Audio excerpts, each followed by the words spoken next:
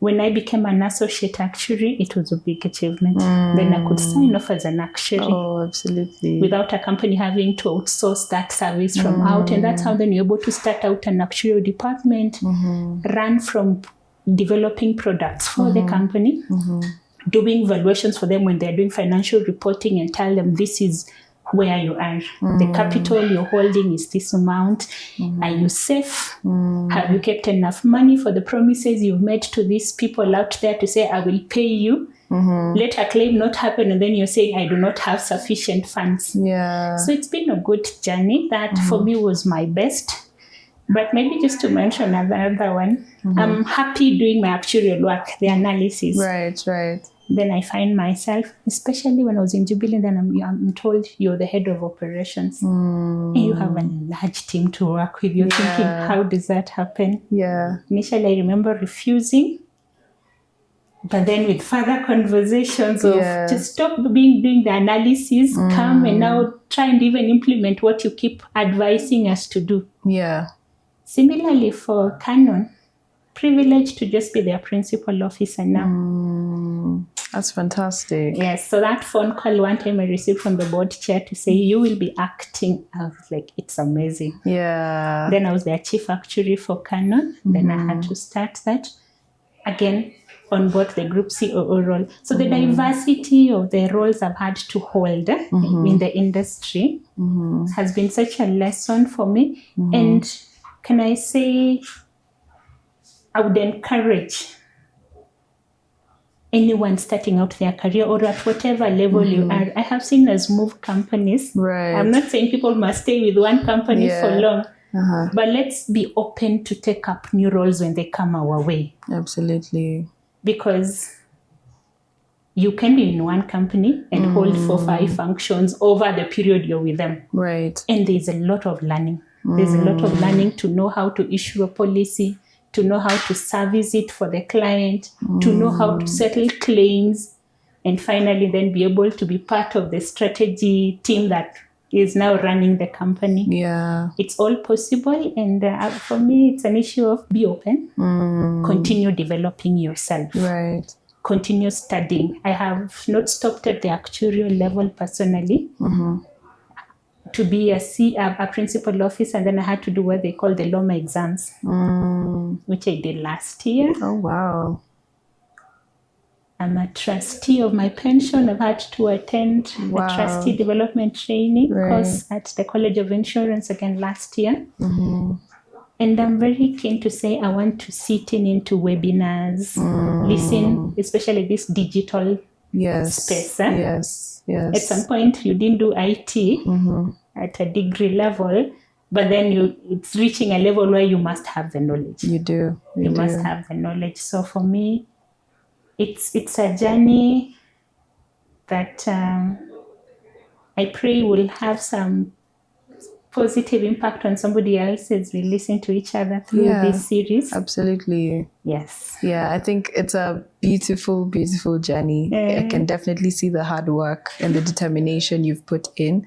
Congratulations on all the achievements that you've made. Thank you. It's definitely not a small thing, and to even be appointed to the level that you're in, it's a full depiction of just resilience and hard work. And I think lastly, just to balance your work and your well-being and your health, what are some of those habits that you have every single day that help you restore that balance day to day? It's a good question.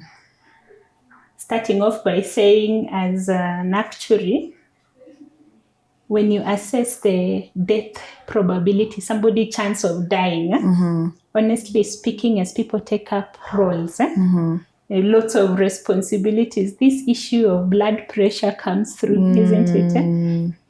And again, as you age. So whatever responsibilities we take on board, it's true that we have to see how to live a balanced life. Right. Work, family. For me, my Christian work is important. Absolutely. What I do is consistently, on a daily basis at least, except for my Saturdays when I go to church, I do a morning run consistently, including today.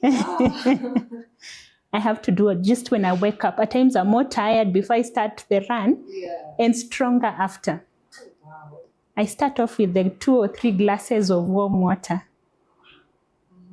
I'll tell you, by the time you're back, you're driving to work, you are strong enough. And you're able to withstand the whole demand of sitting through some long hours of work and meetings. But it's been a good thing, I would say, as a testimony that it has worked well for me.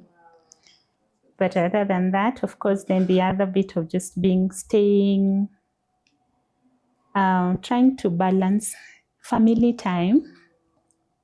I have 3 boys, so luckily some already in high school, so big enough, but just balance family, work. There's a time when you may even have to work while at home, but any minute when you're able to spend time with your little ones. I have my Saturday, which I lay aside everything and I do not do any work. It's so refreshing. By the time it's a Sunday morning, I wake up on Saturday, even the days I used to do exams. I wake up on Saturday, I'm like, it's that free day for me.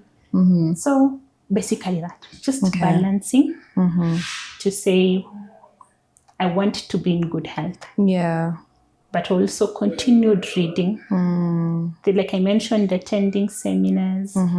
A member of the Institute of Actuaries UK, the body. Why I'm mentioning a member, it's because we learn a lot from the webinars held, even to be able to get what they call the CPD points. I'm a member of the IAK, the Insurance Institute of Kenya, and I have sat through what they call the Association of Kenya Insurers, AKI committee. I've been part of the committees over the years. Currently not in any, but I had to drop the actuarial when I left actuarial into operations, but I would sit in those committees. There's lots of learning just by that networking and being able to share ideas as an industry, what our way forward is. Yeah, those have been good journeys. Oh, wow. Yes. That's honestly fantastic. Yeah. And I'm so inspired to hear that you're a runner. I think every single time I hear that someone wakes up in the morning and goes for runs before their day-to-day. And we do the 21 for Stanchart and you did? Wow. Those we do. That's fantastic. Yeah. Hopefully one day I'll also be a runner. But yeah, it's been an honor to hear about your inspiring journey. Thank you so much for taking the time. And I hope a lot of women out there can take some inspiration and some insights from what you have shared with us today. So thank you. Thank you, Amy. It was a pleasure, like I said at the start, to be part of the series. Thank you. Thank you. All right.